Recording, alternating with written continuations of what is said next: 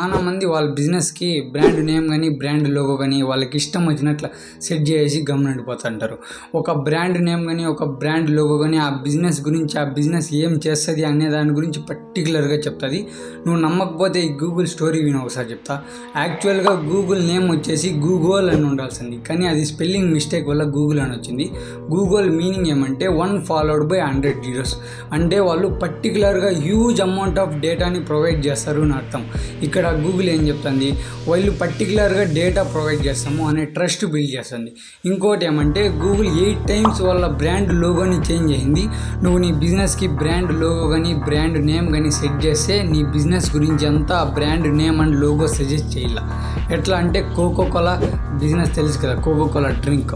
ఆ Coca Cola drink ఏం suggest చేస్తుంది అంటే కోకో ట్రీ లీవ్స్ ఉంటాయి కదా, ఆ కోకోకోలా ట్రీప్స్ ప్లస్ కోలా నట్స్ అనేటివి మిక్స్ చేసి డ్రింక్ కలిపి సజెస్ట్ చేస్తుంది అని చెప్తుంది అనమాట.